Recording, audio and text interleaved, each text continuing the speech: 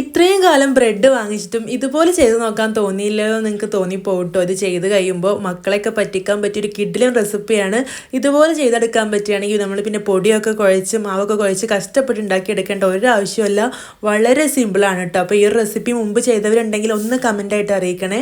അപ്പോൾ ഞാനിവിടെ ഒരു ബൗളിൽ കുറച്ച് വെള്ളം എടുത്തിട്ടുണ്ട്. എന്നിട്ട് 3 ബ്രെഡാണ് എടുത്തിട്ടുള്ളത്. അതിൻ്റെ സൈഡിലില്ല ആ ഒരു ബ്രൗൺ പാർട്ടൊക്കെ കട്ട് ചെയ്ത് കളഞ്ഞിട്ടുണ്ട്. എന്നിട്ട് ഇത് വെള്ളത്തിലൊന്ന് ഡിപ്പ് ചെയ്തെടുക്കുക കേട്ടോ.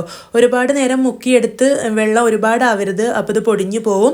എല്ലാ വശവും ഒന്ന് നനഞ്ഞ് കിട്ടിയാൽ മാത്രം മതി കേട്ടോ. എന്നിട്ട് നന്നായിട്ടൊന്ന് ഇതിലുള്ള വെള്ളമൊക്കെ ഒന്ന് പിഴിഞ്ഞെടുക്കുക കേട്ടോ. നന്നായിട്ട് തന്നെ ഇതുപോലെ നന്നായിട്ട് പിഴിഞ്ഞ് കളയുക. എന്നിട്ട് കയ്യിൽ വെച്ചിട്ട് നന്നായിട്ടൊന്ന് റോൾ ചെയ്തെടുക്കുക.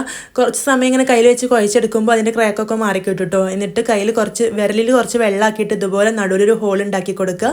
നന്നായിട്ടൊന്ന് ഷേപ്പ് ആക്കി എടുക്കുക കേട്ടോ. അപ്പോൾ ഡോണട്ട് പോലെ നമുക്ക് ബ്രെഡ് വെച്ചിട്ട് തയ്യാറാക്കി എടുക്കാൻ പറ്റും.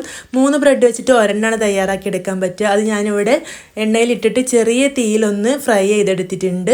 ഇതുപോലെ ഞാനിപ്പോൾ 2 എണ്ണമാണ് കേട്ടോ ഇവിടെ ഫ്രൈ ചെയ്തെടുത്തിട്ടുള്ളത്. ഒന്നിൽ ചോക്ലേറ്റ് സ്പ്രെഡും ഒന്നിൽ നട്ട്സ് സ്പ്രെഡും തേച്ച് കൊടുത്തിട്ടുണ്ട് കേട്ടോ. നിങ്ങൾക്ക് വേണമെങ്കിൽ ചോക്ലേറ്റ് മെൽറ്റ് ആക്കിയിട്ടും ചേർത്ത് കൊടുക്കാം. താങ്ക്